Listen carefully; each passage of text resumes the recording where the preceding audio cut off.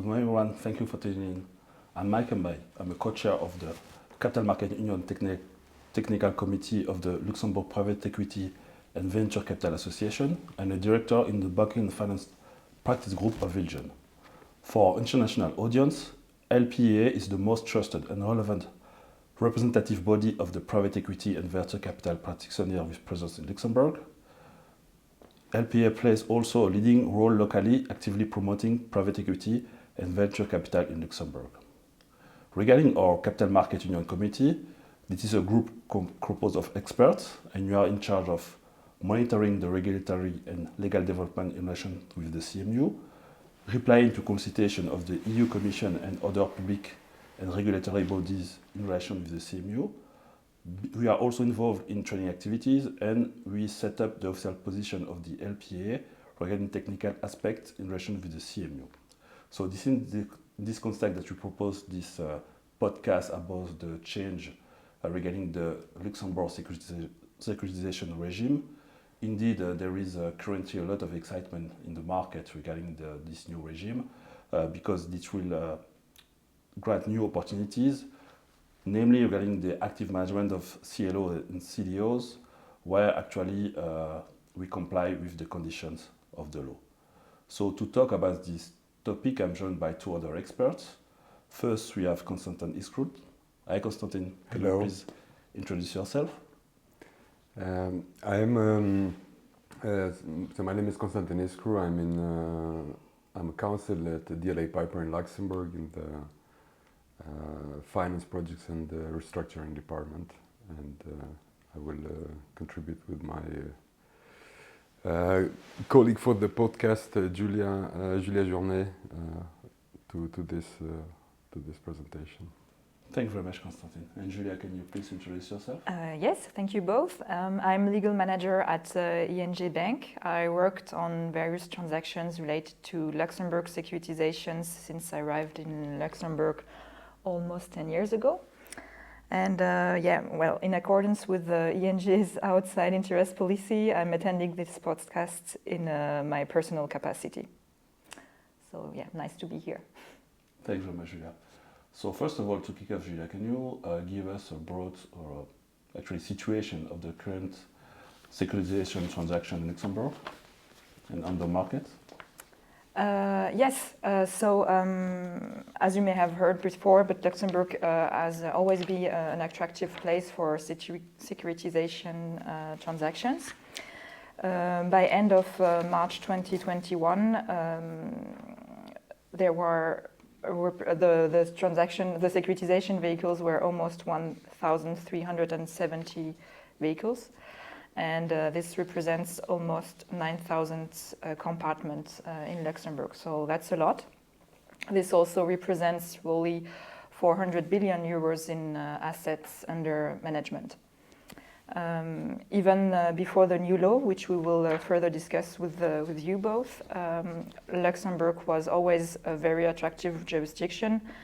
For example, to illustrate this with some further figures, in 2020, 29.3% of euro area securitizations vehicles were domiciled in the Grand Duchy. This means that at European level, Luxembourg is placed shortly behind Ireland, who reached 29.8% in 2020, according to an EU-wide statistic. So, since the introduction of the law in 2004, it's possible to identify two main periods in the developments of securitizations in Luxembourg. The first period being from 2004 to 2008, defined by a high rate of derivative securitizations, and the second period being post-subprime crisis, so as of 28 until now. So. Thank you very much, Julia. And Constantin, can you please give us some thoughts about actually the reason for reshaping and modernizing Luxembourg securitization law? As Julia mentioned, the law was adopted in 2004, and since then there have been several changes which have had an impact on the current success of the securitizations in Luxembourg. And the impulse for changing for amending the law are both related to European Union reasons, but also for more specific Luxembourg reasons. At the level of the European Union, in 2015, the Capital Markets Union (CMU) was launched, and as a part of that, the main objective was to have a single European capital market.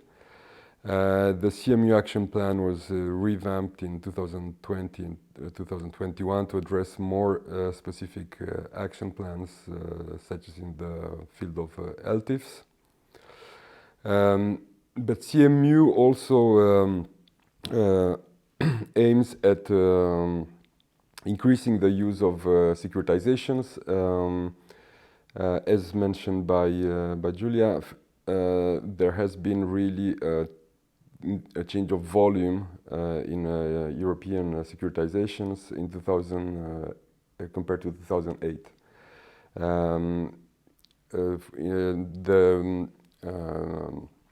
Compared to the US market in 2008, the volume of European transactions was 75%, and currently it's only 6%.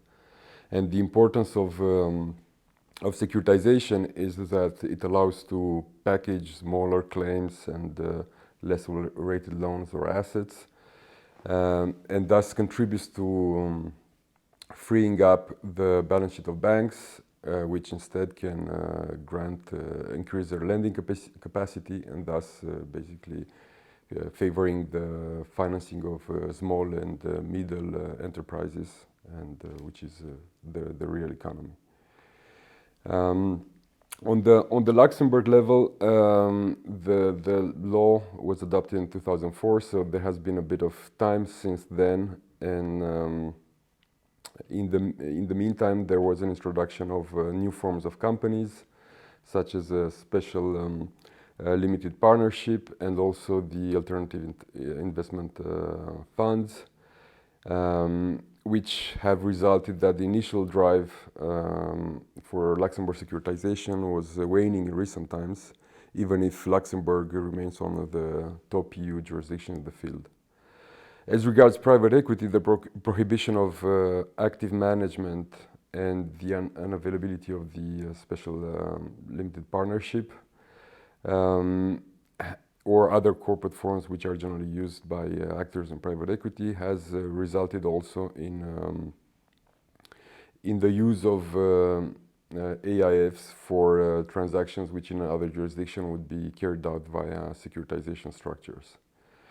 In addition, the EU securitization regulation has been more recently updated and kind of contributed to compete with the Luxembourg law only securitizations, and all of these reasons made necessary a refresh of the Luxembourg law rules. Thank you very much, Constantin. And now if you focus actually on the innovation of the law, in terms of legal certainty, Constantin, can you please update us and give us some thought about this? So the new law has introduced some provisions which clearly expanded its scope, but also it has codified or clarified things which most practitioners thought that they were possible, but they were not sure. Regarding one of the key innovations of the new law is the express possibility for securitization vehicles to borrow and thus be financed through borrowings. Initially, in the original version of the law, the origination of loans was prohibited, and under the current law, this is expressly allowed, and the only requirement being that the value or return under the loans taken up by a securitization vehicle must track the securitized assets. One other change regarding the criteria for determining which securitization vehicles should be licensed and thus be subject to the supervision of the CSSF, the Luxembourg Market Authority. The new law has introduced in its text the criteria which were already determined by the CSSF in its FAQ for identifying which vehicles were subject to the obligation of having a license. And the criteria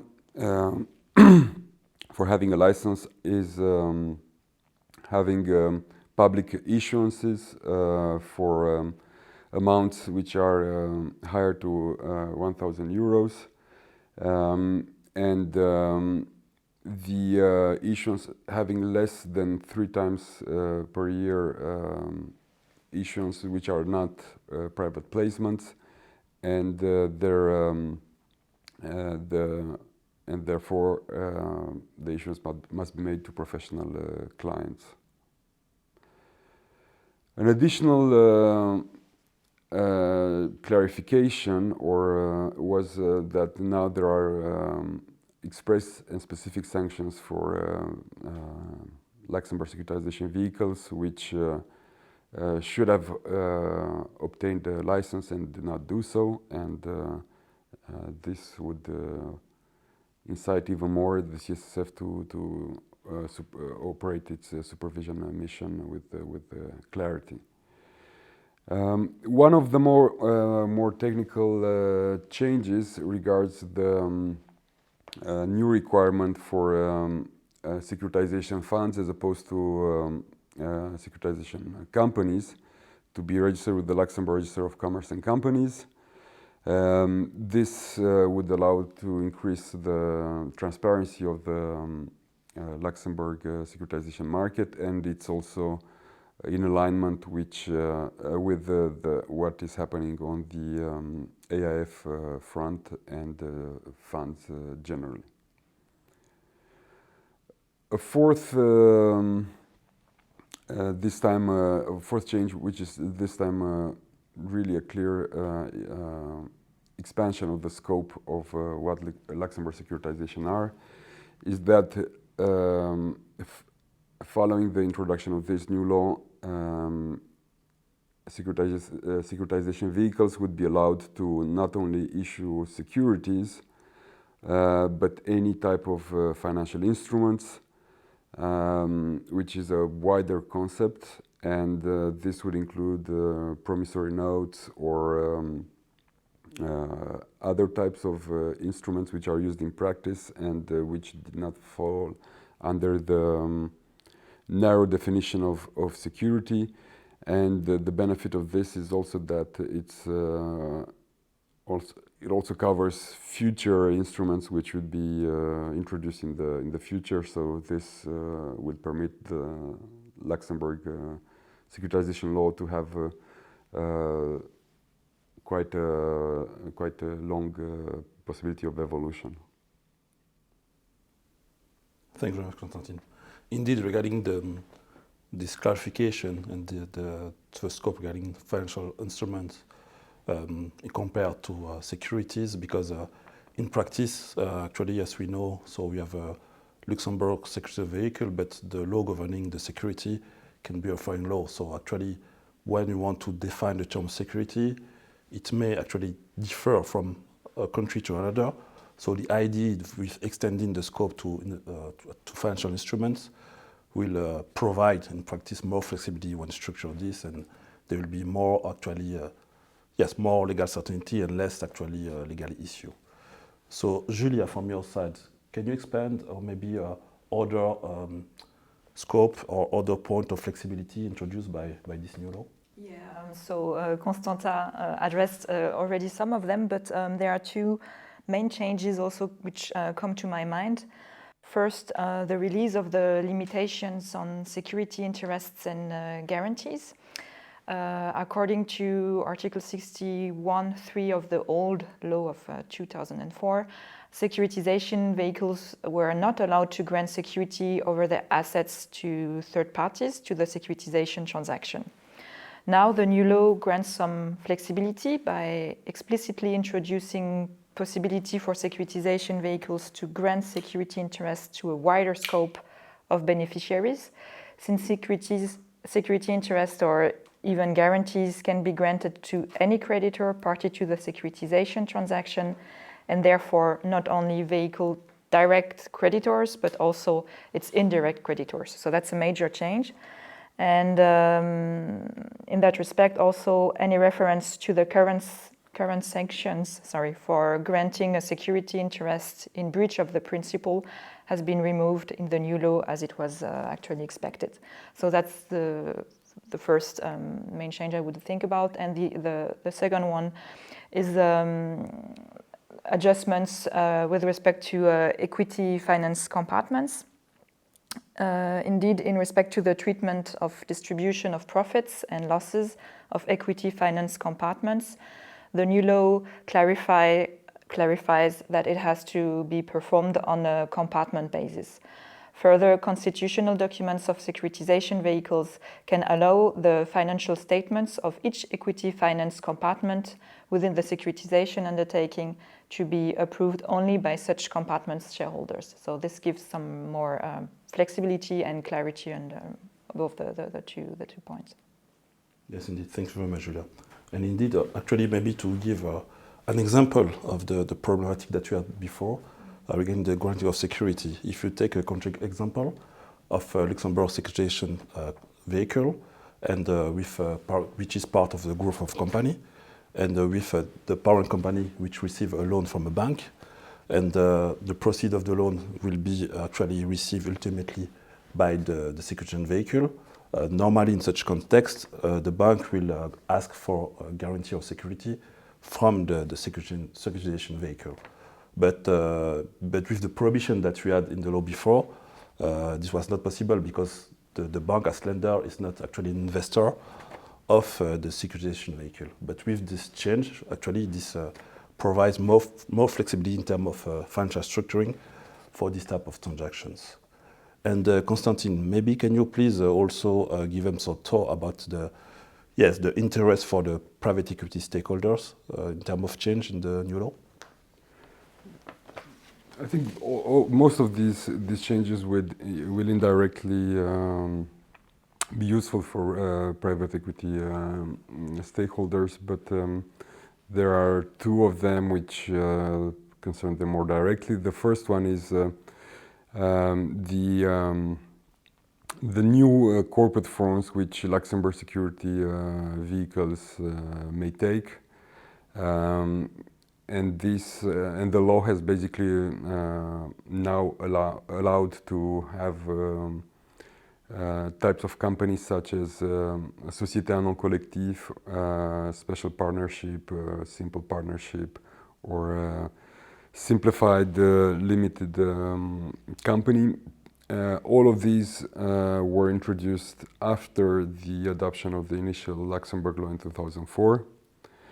And as I mentioned, currently several private equity actors were using AIFs also for the benefits which the special limited partnership was offering.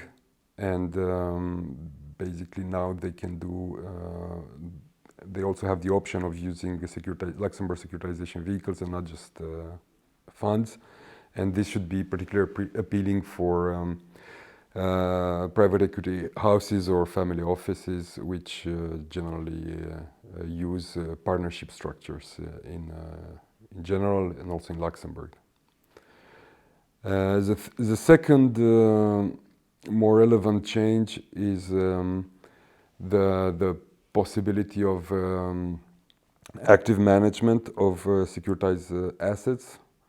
And this would will probably be used in having more CDO and CLO transactions in Europe and in Luxembourg.